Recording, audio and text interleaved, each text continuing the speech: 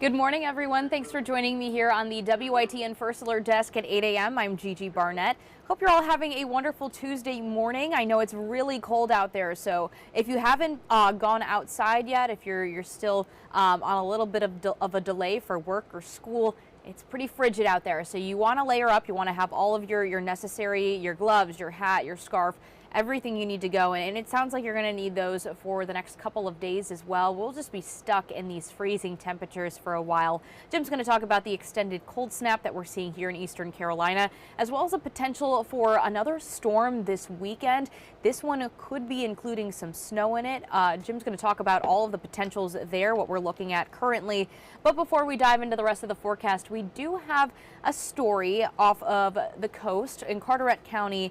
A bird not commonly seen in this area, one that actually is more seen in Canada, Greenland, Iceland. A subarctic bird was found on the coast with a shark bite and some possible nerve damage. And some vets and other staff at one of the local animal hospitals on the coast were helping to rehabilitate this animal, this bird, and hopefully nurse it back to health and make sure that it can go back to its original home. So we're going to take a look. No, it's not a penguin or a puffin. This little guy is a razorbill. These are some of my favorite birds on the planet. Razorbills are subarctic birds from the North Atlantic, home to Greenland, Iceland, Canada, and seen in the Northeast. Typically found way off our shores during the winter when migrating. They're a fun visitor, but a rare one. So how did this Arctic bird end up here? We got a phone call from a citizen on the beach. They found a little small bird. They said it was a baby bird, and they thought that it was injured, and it was. Courtney Cole is the Wildlife Rehab Director at the Outer Banks Wildlife Shelter, a nonprofit that helps and rehabilitates injured animals. After picking up the bird and bringing him back, they took a look at his leg and found he had a shark bite, which is not uncommon for our seabirds. And staff quickly made the bird feel at home, packing his enclosure with ice, a fan to create that Arctic breeze, and mimicking their natural habitat, with plans on building a new enclosure for injured seabirds. Pelicans, gannets, loons, the razorbill that you just saw, they'll be able to have a 10-by-3 pool that they can dive. The razorbill, for the time being, has a small pool, with space to dive for fish, since they don't like being hand-fed, but being away from its habitat can create a challenge for treatment. So a lot of times they get depressed, they stop eating. So just trying to get him to keep that weight on, because the worse off his body is condition-wise, the slower he's going to heal. The shelter says they're hoping to get the little guy back in the wild soon. Well, I'm glad that they were able to find him and, help him out there.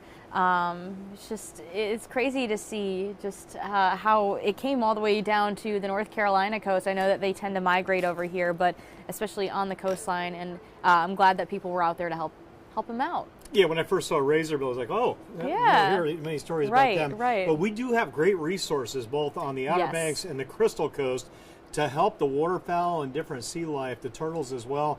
Went through the aquarium on the Outer Banks in Manio, and you can firsthand look at what they're doing, rehabbing some of the turtles out there. Cool. A lot of great folks doing a lot of great work. Yeah. All right, a lot of meteorologists working real hard on another tricky weekend forecast.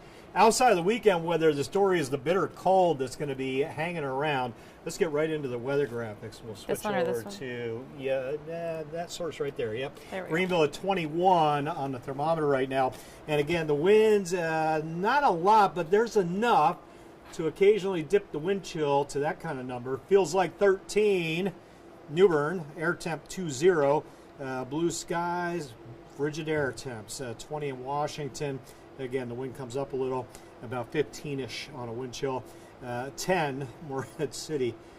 Whew, cold stuff. Double deuce on the thermometer, feels like 10 if you're walking along the coast this morning or anywhere down over Carteret County through the beaches. All right, the cold weather advisory in effect for another 2 hours through 10 a.m. this morning. That's everybody. The Weather Service doesn't just throw these out there. When they put out the cold weather advisory, there's good reasoning behind it. Bundle up, run out, get the car running, get the cabin heated up, getting into that dangerous territory with those wind chills in the single digits this morning. It's not just us, it's a bunch of us. From Buffalo, New York, the entire state of Pennsylvania, southwestward through just about all of Texas, Oklahoma, Louisiana, Mississippi, Alabama, Georgia, Florida, Tennessee, Kentucky. Just a massive chunk of real estate. Freezing advisories, cold weather advisories or cold weather warnings, the dark blue. And then those wind chill advisories down to the south. Even into Florida, those folks down there shivering big time this morning. Morning lows, the next 7 mornings, 20 on average, maybe 18 on average every morning inland. Beach is about 5 above those numbers. Next 7 to 10 nights, frigid. Lows in the teens and 20s as we protect our homes, our cars, our neighbors, keep the faucets dripping. This cold air is going to seep in to a lot of places it usually doesn't get. And that's going to make for or exacerbate potential issues that we talk about. You're really getting tested to the max, all these systems. Get those pipes well insulated. Recover any of those outdoor spigots. Pets inside. No water outside the next many nights. Everything's going to be frozen. Nothing to drink out there. Be safe with the heaters. Obviously, those space heaters, don't deviate from those instructions. Be very careful. And check in on your neighbors. Be a good neighbor. Make sure everybody's doing okay. The satellite radar out the door. And again, we're clear. Clouds off the coast. Pretty much staying out there for the next several days until we get into Friday. Air temps, upper teens, inland we'll call it. Low to mid 20s on the coast. There's our winds at 5 to 10, resulting in the wind chill values again around 10 to the north, around 15 on the coast. Whew, it's cold numbers. Afternoon high upper 30s, and the wind chill value lags by 5 to 10 degrees through the day today. And tomorrow, that southwest breeze this afternoon, it doesn't last. Typically when I see south on the wind, I'm thinking we're going to get warmer. If it would last for a few days, we would, but look at that. Right back to the north tomorrow. No warming numbers. In fact, very similar numbers tomorrow. Maybe a little bit higher. A little less wind tomorrow will help a bit. And there's your wind chill tracker. 10 now, low 30s later. 15 tomorrow morning, mid 30s tomorrow afternoon. That's going to be every day. Similar numbers to what I just showed you. The big map, the cold air, continues to steamroll down across the northern U.S. to the southeast and just locked in out there, pitching stakes for a while. Let me get you to the weekend. Watch this low trying to form. Thursday, sunny and cold. Friday, clouds start to build. Late Friday into the overnight, maybe a few snow showers. And then Saturday, if this data I'm showing you verifies, that's snow over us Saturday afternoon into the overnight. I've got another, what I consider to be a very good weather model that says this will be more Sunday than Saturday. So there's still a lot of work to be done here. And some of the data says it'll stay off the coast.